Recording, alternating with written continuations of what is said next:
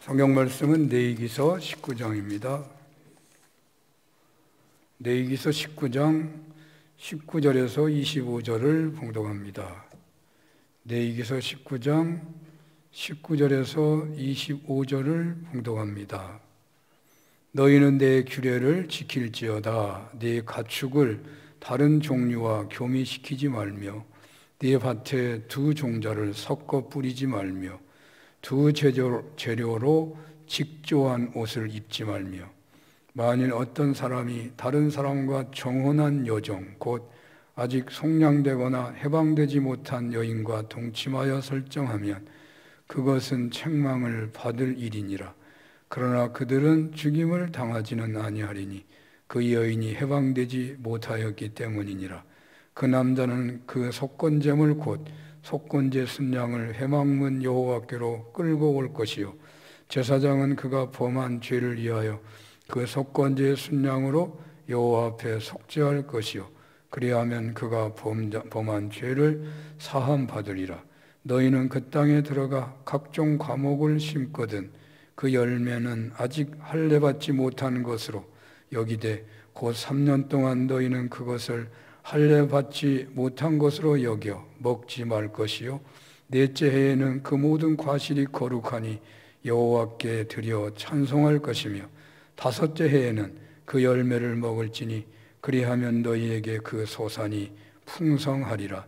나는 너희의 하나님 여호와이니라. 아멘.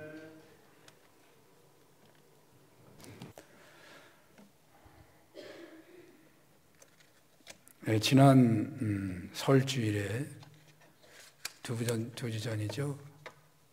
한 해의 시작이라는 복된 은혜를 풍성한 열매를 얻기까지 유지하고 누리려고 하면 무엇보다도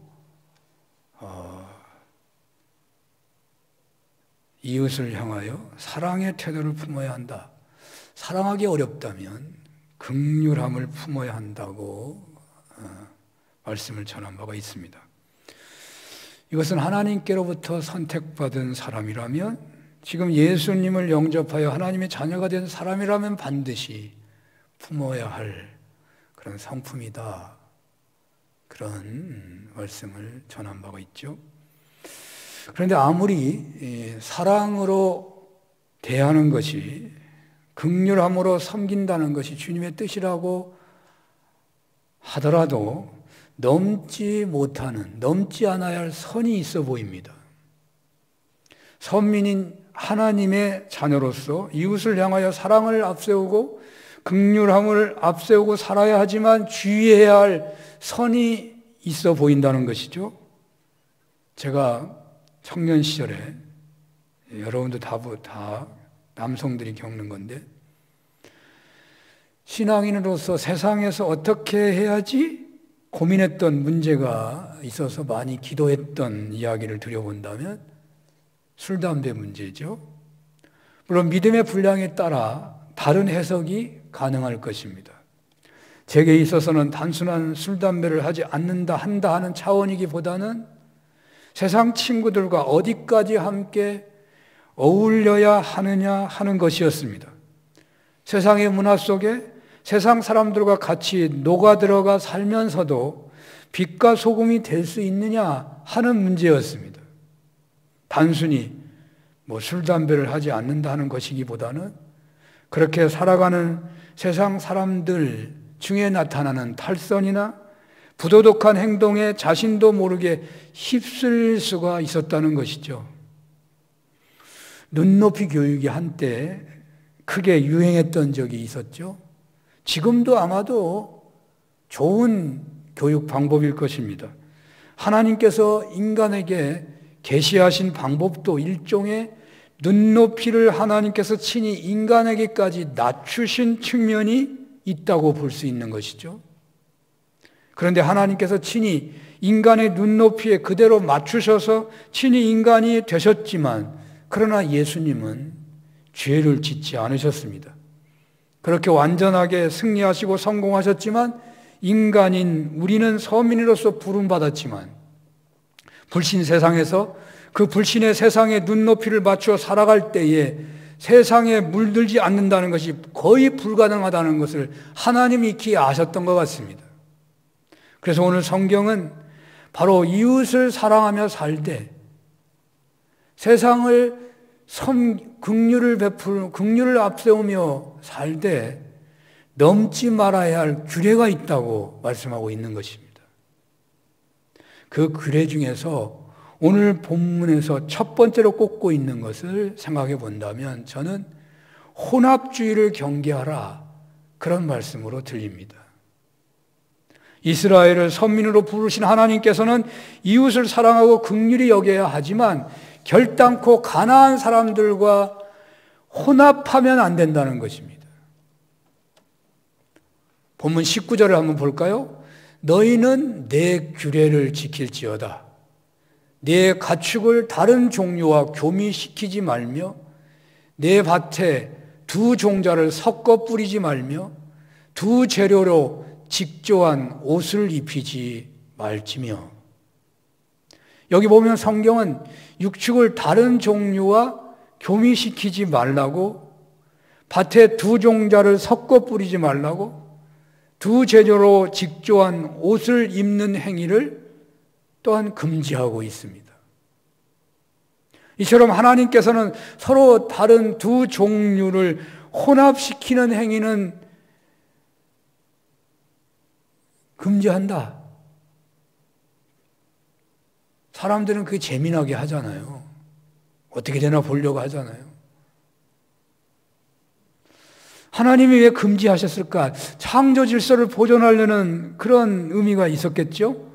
그러나 하나님께서 이 규례를 통하여 이스라엘 백성들에게 보다 분명하게 전하려고 하신 메시지는, 그것은 가나안에 물들지 않는 순수한 신앙을 유지하라는 것이라고 보입니다. 가나안에 들어가면 이렇게 하라는 것이니까. 타락한 가나안의 문화와 타협하여 혼합하지 말고 오직 하나님을 향한 순수한 신앙을 지키라는 것이었습니다. 가나안에 들어가게 되면 하나님의 자녀된 이스라엘 백성에게 가장 위험한 것이 무엇이었겠습니까? 가나안은, 그러니까 이스라엘 사람들은 일종의 이주민입니다. 이주민.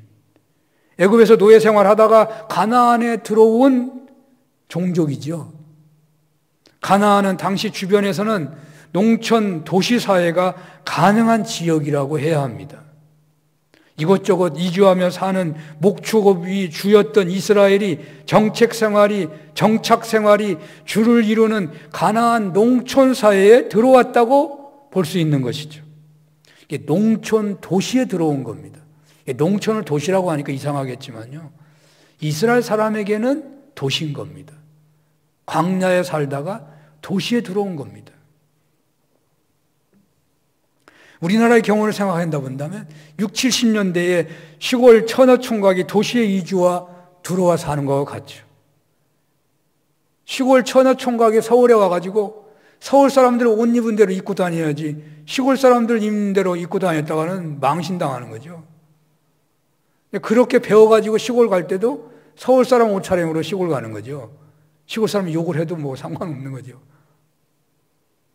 그들의 문화를 선진국 문화라고 알고 받아들일 수밖에 없어요. 촌 사람이 도시 오면요.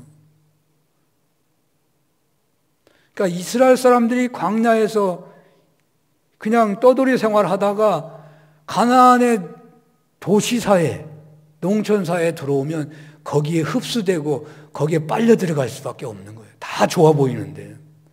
옷감도 좋아 보이죠. 먹는 것도 좋아 보이죠. 잠자리도 좋아 보이죠. 모든 게 좋아 보이는데 안 따라가고 배길 수 있어요? 더 옛날로 들어가 보면요, 폐쇄 사회였던 한국 땅에 서구 자본주의와 민주주의 물결이 물밀듯 들어왔을 때 생각할 수가 있는 거죠. 서양 문물을 안 받아들일 수가 없는 거죠. 물론 지금도 한국 사회는 엄청난 가치관의 혼란을 겪고 있다고 봐야 합니다. 서구 사회가 100년, 200년 겪는 것을 우리는 뭐 몇십 년 겪고 말았기 때문에 우리나라 사람들이 자살률이 높아질 수밖에 없습니다. 우리나라 사람이 알코올 중독이 제일 많을 수밖에 없을 만해요. 너무나 세상이 급변하니까. 포스트 모던 시대와 겹치면서 보수적인 신앙생활조차 크게 흔들린다고 봐야 합니다. 엎친 데 겹친 격으로 코로나19를 겪으면서 우리 사회는 더 격변기를 맞고 있다고 해야 합니다. 미국의 10대 교회 중에 하나라고 그렇게 뉴스에는 나왔디다마는 그런 한 교회가 이제 우리 교회는 앞으로 대면으로 모이지는 않습니다. 우리 교회는 온라인으로만 존속합니다. 그렇게 선언한 교회가 있더라고. 코로나로 인해서 변한 거예요. 아마 우리가 오후 예배 드릴 수 있을까? 코로나 끝나도. 우리는 엄청난 격변의 현실 앞에 놓여 있습니다. 광야 생활에서 농촌 생활로 들어가게 된 이스라엘에게 혼합주의를 경고하고 있는데 오늘날 우리는 급변하는 시대 현실 앞에서 하나님 어떻게 살라고 하시는 것이겠습니까?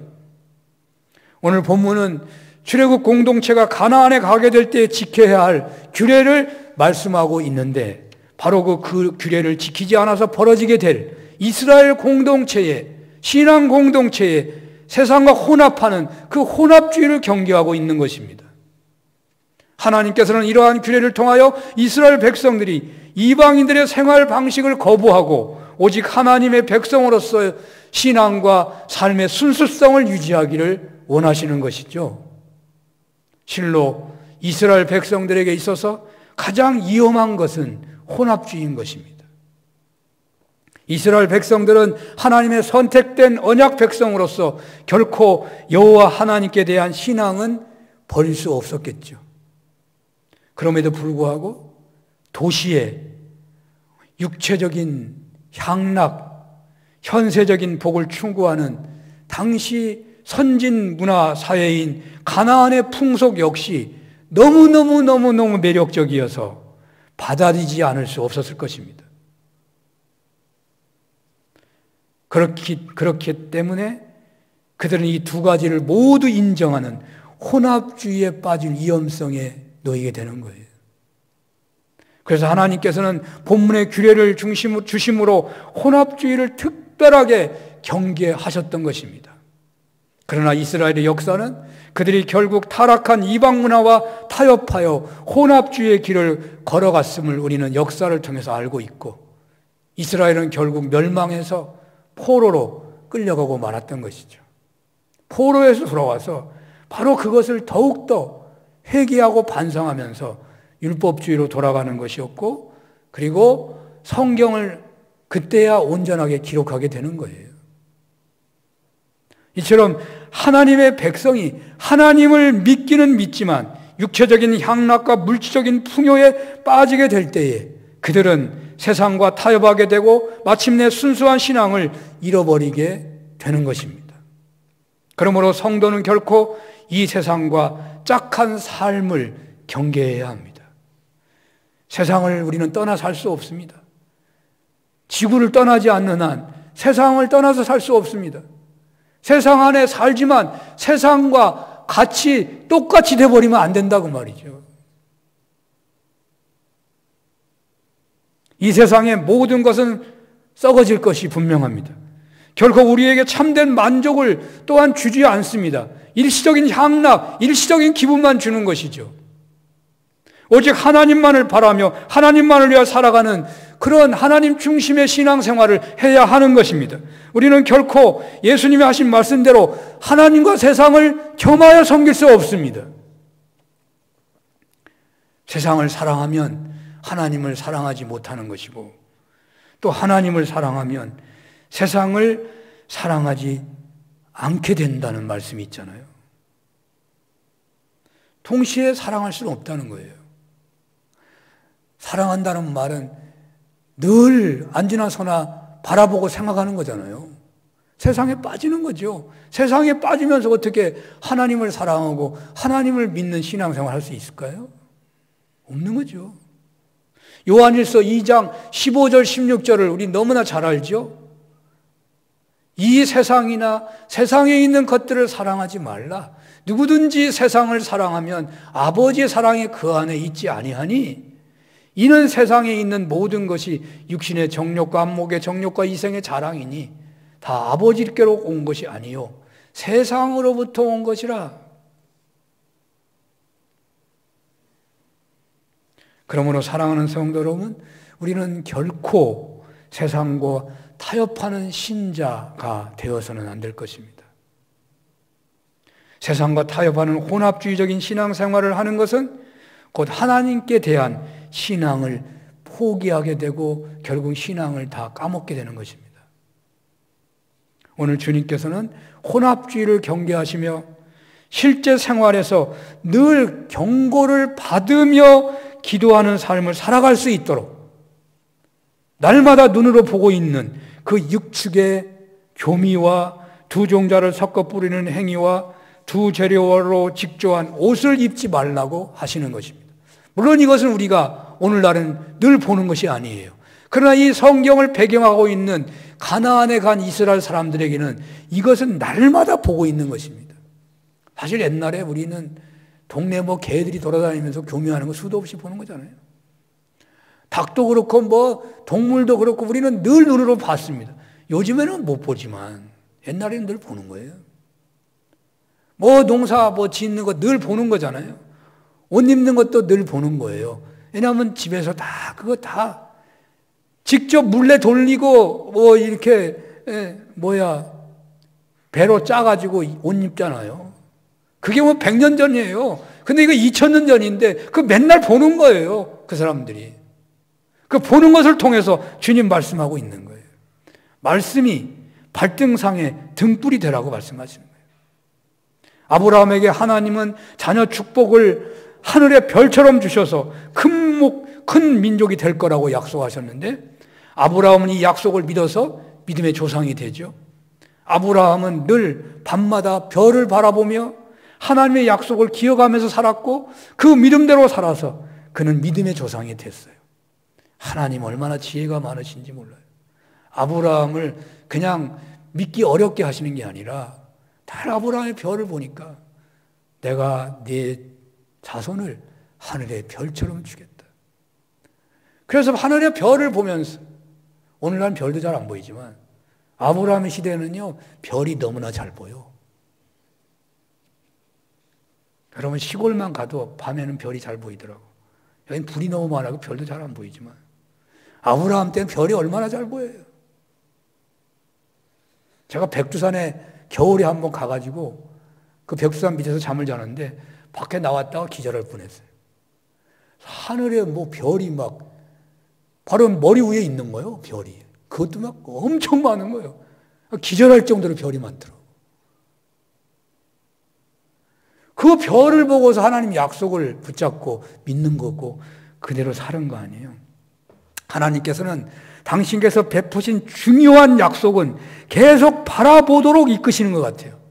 바라보도록.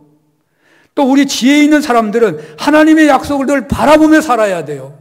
바라보며 살아야 그 약속을 붙잡는 거예요. 성경책 책장에 넣어놔가지고는 안 돼요. 성경 한번 읽었다고 그것으로 내가 성경 읽었으니 아멘 그거 끝난 거예요. 그것 소용없어요.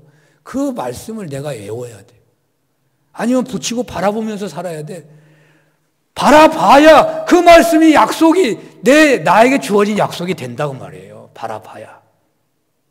하나님은 참 아브라함을 얼마나 축복하시는지 그 약속을 늘 바라보게 하신다니까. 오늘 이스라엘 백성을 얼마나 하나님을 사랑하시는지 얼마나 이스라엘이 가나안에 가면 타락하는 것이 하나님 마음에 안타까웠는지 눈으로 볼 수 있는 것을 보고서 약속을 지키도록 주례를 주신다니까요. 오늘 본문에서 그들은 일상에서 겪게 되는 육축의 교미와 두 종자를 섞어 뿌리는 행위와 두 제대로 직조하는 옷을 짓지 말고 입지 말라고 규례를 주시는 거예요. 왜? 날마다 바라보게 하시고 그러므로 이방의 우상 종교와 풍요와 타협하지 말고 혼합주의가 되지 말아라. 하나님의 백성으로서의 신앙과 삶의 순수성을 유지하라고 하시는 것이었어요. 하나님은 여러분들에게 예수 그리스도의 자녀가 된 여러분들이, 예수 그리스도를 믿어 하나님의 자녀가 된 여러분들에게 이 세상과 섞여 타협하며 살지 말라고 그렇게 말씀하고 있어요. 이 세상을 본받지 말고 마음을 새롭게 함으로 변화를 받아 하나님의 선하시고 기뻐하시고 온전하신 뜻이 무엇인지 분별하도록 하라. 그래서 우리는 어쩌면 오늘 주의를 지키며 하나님의 말씀을 계시로 받아들이고 있는 것이죠. 오늘 본문에서 두어진 두 번째 주제는 순결과 성결에 대한 의미를 담고 있습니다. 20절을 한번 볼까요? 만일 어떤 사람이 다른 사람과 정혼한 여종 곧 아직 속량되거나 해방되지 못한 여인과 동침하여 설정하면 그것은 책망을 받을 일이니라. 그러나 그들은 죽임을 당하지는 아니하리니 그 여인이 해방되지 못하였기 때문이니라. 본문은요, 여자 노예와 주인 남자 간에 발생하기 쉬운 문제를 다루고 있어요. 가나안 땅에서 쉽게 볼 수 있는 일을 또한 말하고 있는 것입니다. 당시 노예는 사람이 아닙니다.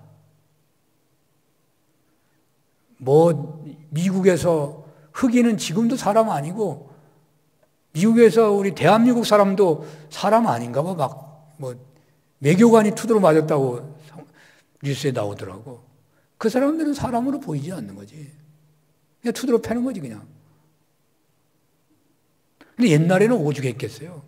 사람으로 여기지를 않는 거예요, 노예는. 재산이었습니다. 그런데 놀라운 것은 성경은 사람이 노예에서 자신의 소유이지만 그래도 간음죄는 안 된다는 거예요, 성경에. 우리 잘 새겨들어야 합니다. 간음죄는 안 된다는 거예요. 오늘날 성의 개방으로 음란함이 세상을 지배하다시피 하고 있지만 사회 질서와 제도가 확립되기 전에 고대 사회도 역시 마찬가지입니다. 어쩌면 더 심했을지도 모릅니다. 로마 시대의 성적 문란함은 더 컸던 것 같아요. 노예는 주인 맘대로 하는 것입니다. 여러분, 창세기에서 요셉이 애굽의 시위대장 보디발의 집에 노예로 팔려가서 일어난 일을 아시죠? 요셉이 일을 잘해가지고 집안의 총무가 되었지만 요셉은 여전히 그 집안의 노예인 것입니다. 보디발의 철은 요셉에게 어떻게 하려고 했습니까? 자기 소유이기 때문에 자기 마음대로 하려고 한 거예요. 유혹하려고 하는 게 아니고 재미 보려고 자기 마음대로 하는 거예요. 어떻게 여자가 그럴 수 있느냐? 여자가 주인이고 요셉은 종이기 때문에 그런 거예요. 한번 생각해 보십시오. 만약에 그게 죄로 본다면 요셉을 신문하지 않았을까요? 요셉을 가만두면 안 되잖아요. 근데 요셉이 죄가 없는지를 이미 보디발은 알고 있어요. 대부분 그렇게 주석하더라고요. 보디발은 알고 있다는 거예요.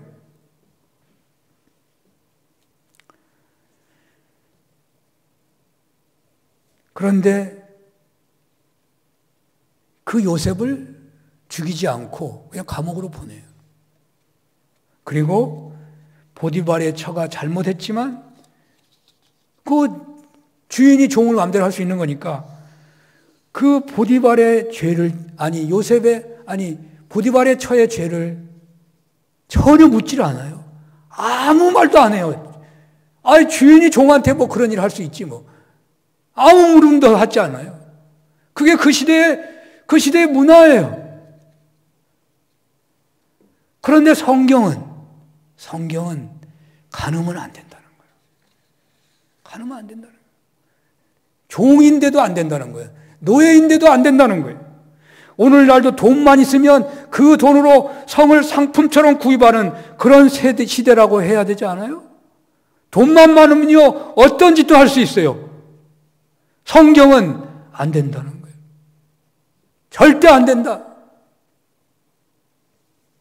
인권 차원이 아니고 이 간음이라는 문제에서 안 된다는 거예요. 노예라도 안 된다는 거예요.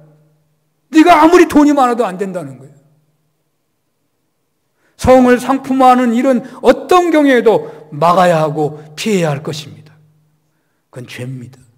어떤 경우에도. 어떤 사업이 달린 문제라고 하더라도 성을 상품화하는 그런 일에 참여하는 것은 죄입니다. 안 된다는 거예요. 그것이 타협하는 거거든요. 노예에게조차도 간음죄를 엄하게 다루고 있는 것은 성별된 부부관계를 강조하기 위해서이기도 하죠. 신앙인으로서 세상 물결에 혼합되지 않고 성결된 신앙인으로 살아가기 위해서는 부부관계 회복이 무엇보다도 중요한 것입니다. 부부관계가 좋다면 그 가정은 하나님이 기뻐하는 가정이고 행복한 가정이고 하나님을 잘 믿는 가정일 거예요. 진정한 부부관계를 지탱해 주는 가장 좋은 길은 간음하지 않고 정조를 지키는 데 있는 겁니다. 실제로 그 무슨 사건이 일어나지 않기만 하면 된다고요? 예수님은 마음으로만 품어도 간음이라고 그러잖아요. 안 되는 거예요. 진정으로 사랑하고 순종하고 존경하는 관계는 돈을 많이 벌어다 주는 데 있기보다는, 살림을 잘하는 데 있기보다는 당신 한 사람으로 만족하고 감사하며 일체의 딴 마음을 품지 않는 순결한 삶을 살아가는 데 있는 거예요. 이스라엘이 가나안에 정착하게 되었을 때 쉽게 벌어진 노예들에 대한 간음의 문제는 오늘날 우리네가 세상 속에서 쉽게 접하게 되는 성의 상품화의 현실과 거의 유사하다고 하겠습니다. 길거리에 다니면 쉽게 접하게 되는 문란한 광고지들, 휴대폰이나 이메일에 무차별적으로 들어오는 온갖 유혹들, 스트레스를 푼다는 명목 아래 권태를 풀어본다는 시도 속에서 벌어지는 온갖 음란한 행위들은 출애굽한 이스라엘 공동체가 가나안에 들어가서 접하게 되는 것과 별다른 차이가 없을 것 같습니다. 우리는 음란 문화와 결별해야 합니다. 찾아봐도 안 된다는 거예요. 적극적으로 우리는 부부관계 회복을 위해 노력해야 할 것입니다. 당시 노예는 자기 소유이기에 마음대로 할 수 있는 세상이었지만 하나님께서는 안 된다고 하신 것처럼 오늘날 돈으로 자기 마음대로 하는 것들이 많이 있지만 간음만은 안 된다는 것입니다. 하나님의 백성으로 간음하지 않음으로 순결한 그러한 신앙의 삶을, 간음하는 세상 문화와 타협하지 않음으로 순결한 신앙인들이 되어야 한다는 것입니다. 그런데 이 간음죄가요, 세상에 어느 누구도 피할 수 없는 죄가 되어버렸어요. 의인이 없나니 하나도 없도다 하는 이 말을 가장 적용하기 쉬운 말이 어쩌면 간음죄인지 몰라요. 누가 그러다 의인이 없니 하나, 무슨 거짓말 같은, 성경에 뭐 나는 의인을 살아왔다고? 그 사람 지금까지 살아온 거 다 비디오로 찍어가지고 보면 알 거예요. 음란한 것 범하지 않은 사람 하나도 없을 거예요. 그래서 피할 수 없는 거기 때문에 다 섞여 사는 거지 뭐 그거 그렇게 따지고 살 거냐고 생각하는 사람이 있을지 몰라서 제가 하는 말입니다. 하나님은 끊으라는 겁니다. 아무리 그 속에서 10년이 혹은 오랜 세월 빠져서 헤어나오지 못한다 하더라도 하나님은 끊으라는 겁니다. 안 된다는 겁니다. 왜? 하나님과의 관계도 깨지기 때문에 그런 것입니다. 사람과의 관계만이 아니라 하나님은 우상 숭배를 음란하다고 그랬어요. 하나님도 제대로 못 믿는 거예요. 세상 하나님과 물질을 겸하여 섬길 수 없는 것처럼 세상의 음란함과 하나님을 같이 섬길 수 없습니다. 내가 또다시 넘어진다 하더라도 우리는 바로 또다시 회개하고 돌아서야 합니다. 어떤 경우에라도 하나님께서는 음란함을 용납하지 않으신다는 것을 기억해야 할 것입니다. 그래야만 이 가나안의 이 문화 속에서 우리가 참다운 그런 약속의 백성으로 살아갈 수 있다는 거예요. 세 번째로 오늘 본문이 생활 속에서 주고 있는 규례는요, 일과 관련된 있는 말씀인데요. 23절에서 25절입니다.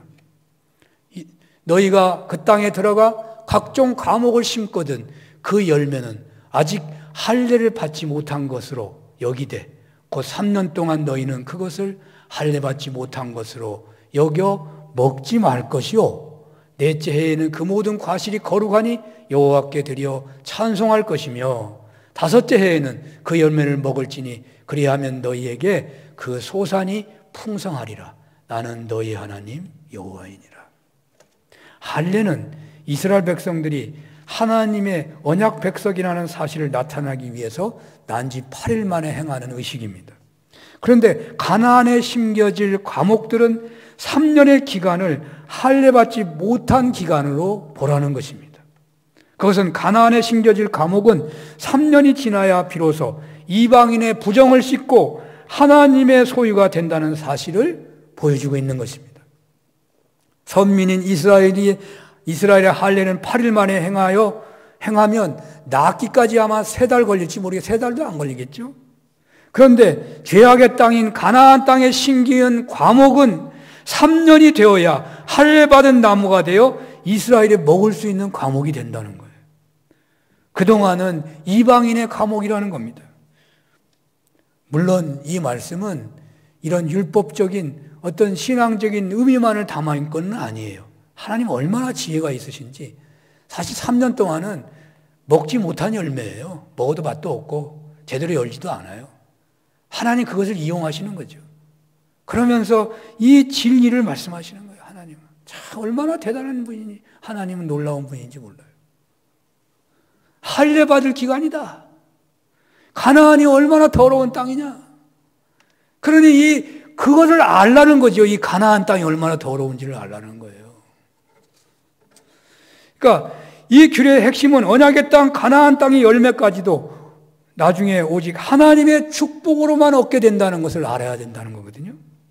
이방 우상이 주는 것이 아니고 이 가나안 땅, 우상의 땅이라 하더라도 결국 너희들이 할례를 행하는 그러한 의식 아래서 이 나무를 가꾸게 된다면 이 나무, 가나안 땅에 심겨진 나무지만 하나님 주신 열매가 된다는 거예요. 하나님 주신 열매가 된다. 그러나 이것으로 끝난 게 아니죠. 4년째는 어떻게 합니까? 그 모든 열매를 다 하나님께 따서 바치라는 거예요. 첫 열매이기 때문에. 그러면 5년째의 풍성한 열매를 가나안의 우상이 주는 게 아니라 하나님이 주신다는 겁니다. 그렇습니다. 하나님께 주시는 복은 그 과수의 4년째 첫 열매인 것을 온전히 다 하나님께 바침으로, 그러니까 그 과수가 전적으로 자신의 소유가 아니라 하나님의 것임을 확실하게 고백하는 차원에서 4년차의 과수의 열매를 다 하나님께 바침으로 5년째부터 하나님께서 풍성한 열매의 복을 주시게 된다는 것입니다. 내 삶의 모든 것이 다 하나님 것임을 믿고 고백하는 중에 살되 이방 풍속을 따르는 것이 아니라 약속의 말씀을 따르는 삶으로 하나님의 풍성한 축복을 받고 누리라는 말씀이거든요.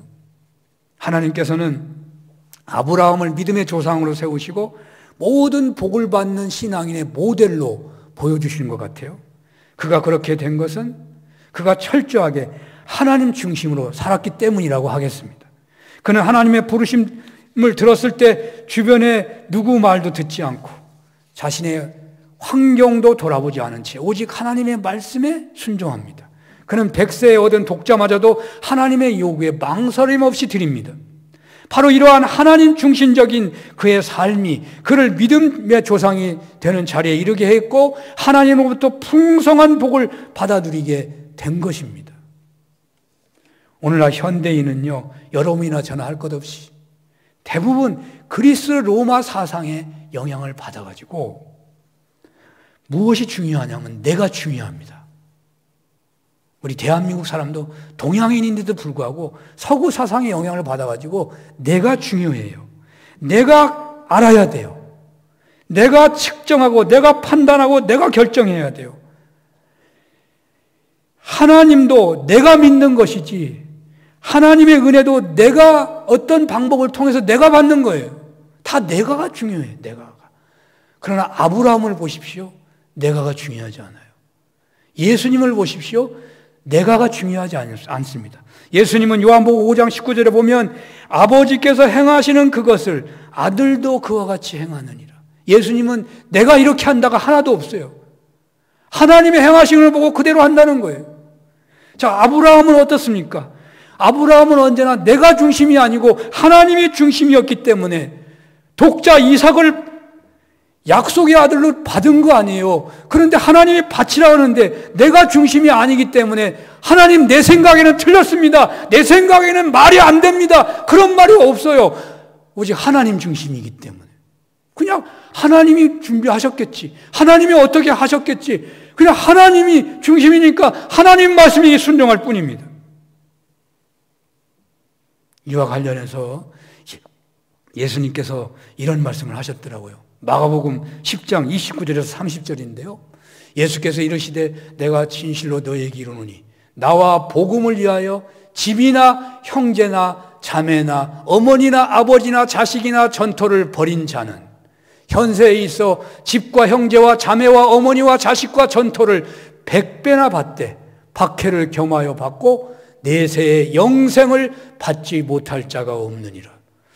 어떤 분이 예수님은 축복을 한 번도 얘기하신 적이 없다고 그러는데 여기 보니까 하나님이 100배나 축복하시네. 예수님이. 깜짝 놀랐어요.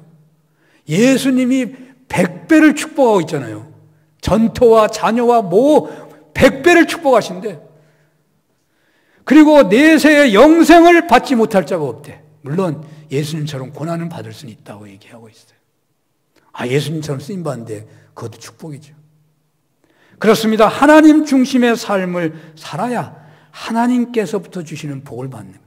세상 중심으로 살면 세상의 복을 받을지는 몰라요. 그러나 그 복은 일시적인 것이고 결국 우리 신앙을 망치는 복이에요.